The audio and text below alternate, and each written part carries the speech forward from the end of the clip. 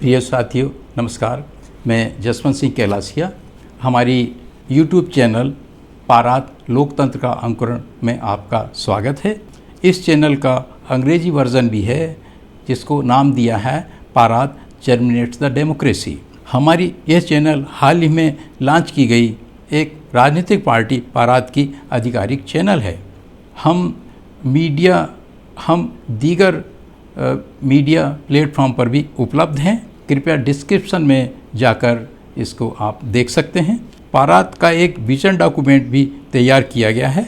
इस vision document के कुछ साइलेंट फीचर, कुछ महत्वपूर्ण बातें आप डिस्क्रिप्शन में जाकर के देख सकते हैं। आज हम इस विजन डॉक्यूमेंट के अध्याय 5 के विषय में अपने कुछ विचार प्रस्तुत करेंगे। अध्याय 5 का शीर्षक है समाजवादी लोकतांत्रिक राज्य व्यवस्था में एक राजनीतिक पार्टी दल की आवश्यकता एवं उसकी लाक्षणिक विशेषताएं। इसको इंग्लिश में इस तरह से कहेंगे, need, characteristics and specifications of A political party in A socialistic system of democracy. चूँकि हमारा जो विजन डॉक्यूमेंट है वो तकनीकी स्वरूप का है, इसलिए मैं इस चैप्टर 5 का आपको सीधे इसकी विषय वस्तु को मैं आपके सामने पढ़कर प्रस्तुत करूंगा। एक राजनीतिक पार्टी दल की उत्पत्ति, जैसा कि हमने अपने अध्याय 2 में कहा है और इस अध्याय के एपिसोड्स आप हमारे आइकॉन बटन को प्रेस करके देख सकते हैं। मैं कहा है, जब फ्रांस की आम जनता ने राजा व रानी एवं उसके सहयोगियों को समाप्त कर दिया, शेष बचे पलायन कर दिए, तो फ्रांस राज्य में राज्य की सुरक्षा व्यवस्था को स्थापित करने, कानून व्यवस्था, आर्थिक सामाजिक तंत्र को और अच्छी तरह से चलाने के लिए फ्रांस की राष्ट्रीय सभा को आवश्यकता महसूस हुई होगी। इन उत्तरदायित्वों के लिए उन्होंने आम जनता की सहमति से चंद लोगों को ये दायित्व सौंपा होगा, इस आश्वासन या उम्मीद के साथ कि वे फ्रांस की आम जनता की भावना व पसंद के अनुसार उक्त वर्णित कार्यों का संचालन करेंगे। यहाँ यह भी अभी निर्धारित हुआ होगा कि चंद चुनिंदा लोग, जिन्हें प्रतिनिधि रिप्रेजेंटेटिव कहा गया, किन किन तौर तरीकों से राजकाज करेंगे और क्या क्या करेंगे तथा क्या क्या नहीं करेंगे। फ्रांस की जनता ने उन्हें कुछ अधिकार भी दिए होंगे तथा कुछ सीमाएं भी निर्धारित की होंगी। इन्हीं दरमियान फ्रांस की जनता में से चंद चुनिंदा लोगों, रिप्रेजेंटेटिव्स ने अपने समर्थक भी बना लिए होंगे एवं कुछ असमर्थक भी होंगे। एक अवस्था ऐसी भी आई होगी जब असमर्थक लोग की संख्या बहुमत में आ गई होगी और बहुसंख्यक जनता चंद चुनिंदा लोगों को से असंतुष्ट हो गए होंगे, तो उन्हें हटाकर अन्य चुनिंदा लोगों को राजकाज सौंपने की बात चली होगी और अंत में पुनः आम सहमति से नए चुनिंदा लोगों को राजकाज का कार्य सौंपे गए होंगे। लेकिन एक अवस्था ऐसी भी आई होगी कि दूसरे चुनिंदा लोगों के समूह के प्रति भी आम जनता असंतुष्ट हो गई होगी। ऐसी अवस्था में या तो फिर से पुनः प्रथम वार के चुनिंदा लोग को राज करने का कार्य सौंपे गए होंगे या फिर तीसरे नए चुनिंदा लोगों के निर्वाचन किया गया होगा। कालांतर में एक ऐसा समय आया होगा जब आम जनता में से ही अपनी अपनी पसंद व आकांक्षाओं के अनुरूप कुछ चंद चुनिंदा लोगों के समूह बना लिए गए होंगे या फिर इन सत्ता से हटाए गए एवं सत्ता पर आसीन चुनिंदा लोगों ने अपने अपने समर्थक समूह बना लिए होंगे।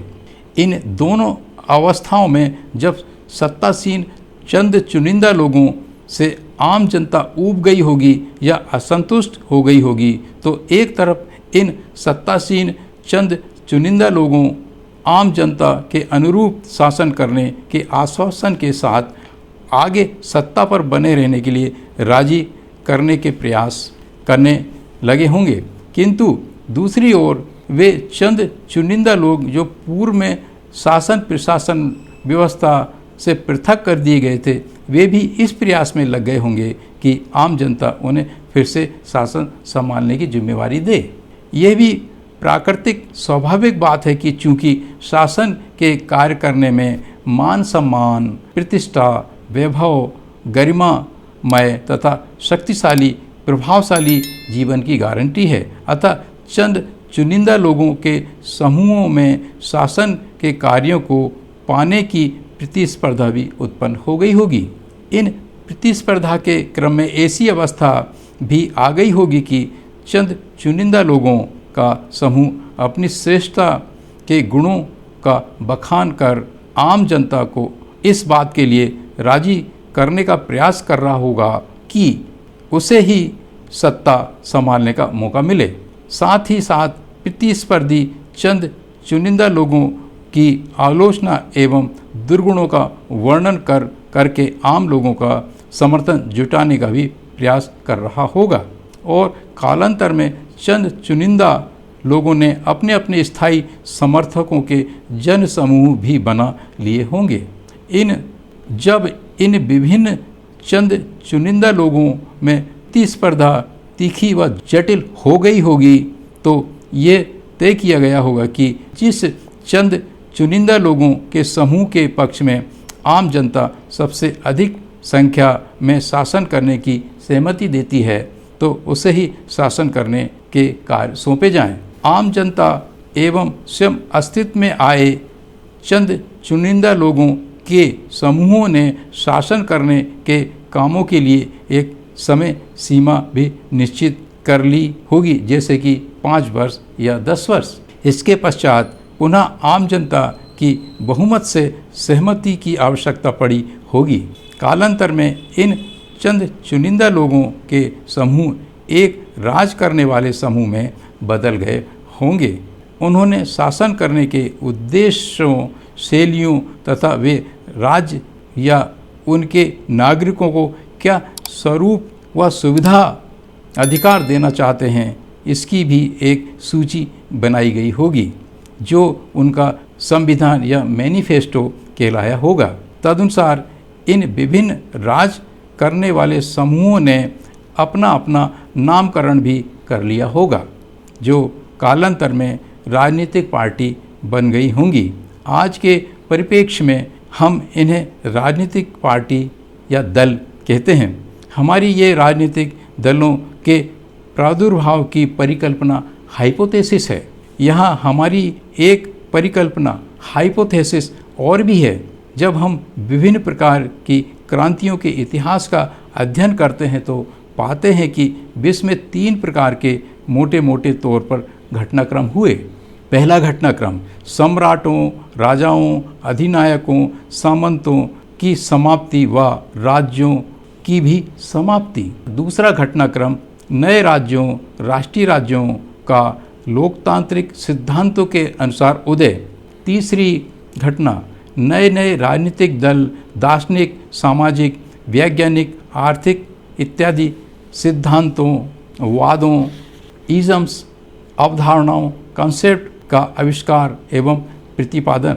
यहाँ मात्र राजनीतिक, सामाजिक, आर्थिक सिद्धांतों जैसे कि हम जानते हैं, जैसे ही राज करने की परंपरागत साम्राज्यवादी व्यवस्था इंपीरियलिज्म समाप्त हुआ, उसके स्थान पर विश्व में कई राज्य व्यवस्थाएं प्रतिस्थापित हुईं, जैसे मार्क्सवाद, लेनिनवाद, पूंजीवाद, साम्राज्यवाद, माओवाद, लेनिन माओवाद इत्यादि। इन सभी वादों, इज़म्स के आधार पर ही विश्व में विभिन्न राजनीतिक दलों का उदय निर्माण हुआ और उन्होंने अपने अपने उद्देश्य जनता के सामने रखे एवं तदनुसार राजकाज चलाने की व्यवस्था स्थापित की। राज को सुचारू रूप से चलाने के लिए अपने अपने संविधान, कॉन्स्टिट्यूशन भी बनाए। अकादमीय या शास्त्रीय दृष्टिकोण से विद्वानों ने विश्व में मोटे मोटे तौर पर निम्न प्रकार से विभिन्न प्रकार के राज्यों का वर्गीकरण किया है। प्रसिद्ध वैज्ञानिक अरस्तु के अनुसार नंबर 1 राजतंत्रीय राज्य मोनार्कियल स्टेट, 2 कुलीन तंत्रीय राज्य एरिस्टोक्रेटिक स्टेट्स, नंबर 3, लोकतांत्रिक राज्य डेमोक्रेटिक स्टेट्स। राज्यों का आधुनिक वर्णन इस प्रकार है। पहला, स्वाधीन एवं पराधीन राज्य सोवरेन एंड डिपेंडेंट स्टेट्स। एकात्म एवं संघीय राज्य यूनियन एंड फेडरल स्टेट्स। परिसंघात्मक राज्य कॉन्फेडरेशन स्टेट। चौथा, साम्राज्यात्मक राज्य इंपीरियल स्टेट्स। नंबर 5, राज्य नेशन स्टेट्स। नंबर 6, बहुराष्ट्रीय राज्य मल्टी नेशन स्टेट। समय समय पर विभिन्न राजनीतिक, सामरिक एवं सैनिक घटनाक्रमों के अनुसार उक्त प्रकार के राज्यों के स्वरूपों में परिवर्तन होता रहता है। साथ ही साथ उन राज्यों को चलाने वाली, राज करने वाली राजनीतिक पार्टियों, शासक एवं शासक वर्गों में परिवर्तन होता रहता है। जहाँ जहाँ मतदान प्रणाली है, अनेक राजनीतिक दल, पार्टियां हैं, वहाँ पर संवैधानिक प्रावधानों के अंतर्गत निर्वाचन होते रहते हैं और जनता के बहुमत के अनुसार विभिन्न राजनीतिक दल उस राज्य, देश की शासन व्यवस्था का उत्तरदायित्व संभालते हैं। लेकिन उपरोक्त शास्त्रीय वर्णन से भिन्न हम विश्व में यह देख अनुभव कर रहे हैं कि सने सने राजनीतिक दलों में कुलीन तंत्रात्मकवाद सा आ गया है।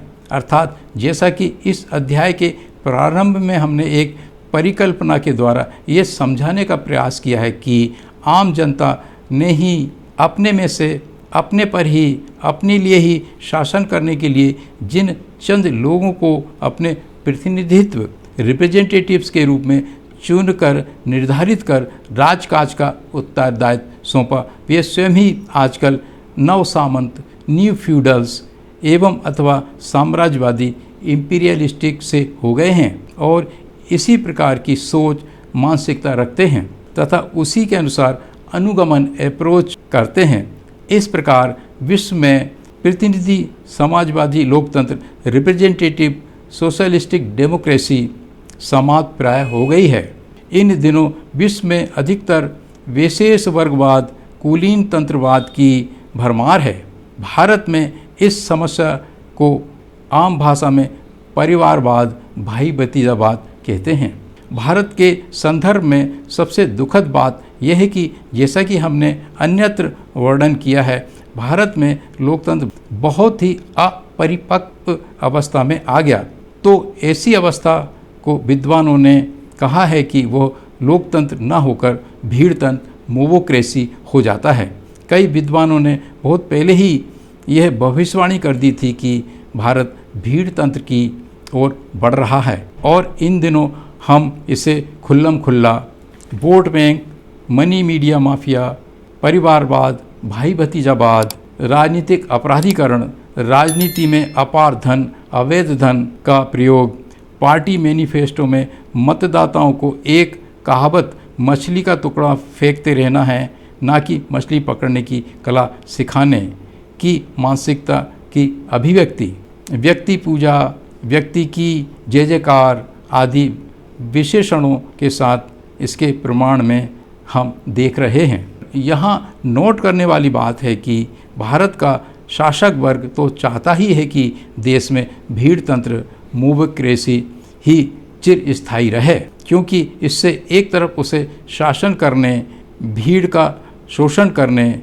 में मदद मिलती है, दूसरी तरफ विश्व जनमत को भी वो झूठा प्रोपेगेंडा करके कि भारत में विश्व का सबसे बड़ा, महान एवं जीवंत लोकतंत्र है, गुमराह करने में सफलता मिलती है। साथियों, इस विषय में विश्व के महान लोकतंत्र की ज़मीनी सच्चाई के विषय में हमने कुछ एपिसोड्स जारी किए हैं। आप आई बटन दबा करके उनको अवलोकन कर सकते हैं।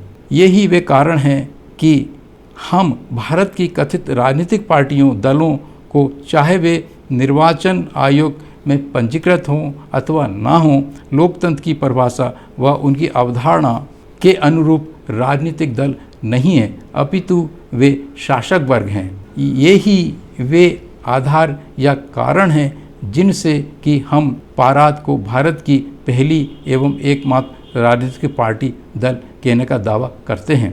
पाराद स्पष्ट रूप से भीड़ तंत्र मोवोक्रेसी को समाप्त करना चाहता है। प्रिय साथियों, इस एपिसोड के साथ विजन डॉक्यूमेंट का अध्याय 5 यहाँ पूर्ण होता है। हम निवेदन करते हैं कि हमारी इस YouTube चैनल के कम से कम 15 एपिसोड क्रम से देखें। हमारा विश्वास है कि 15 एपिसोड देखने के पश्चात आप निश्चय ही भारत के राजनीतिक जगत में कुछ नया ही पाएंगे एवं निश्चय ही हमारी इस चैनल को सब्सक्राइब, लाइक एवं शेयर करेंगे एवं हमारी पार्टी से जुड़ने के लिए प्रेरित होंगे। एपिसोड देखने के लिए और हमारे साथ जुड़े रहने के लिए बहुत बहुत धन्यवाद। नमस्कार।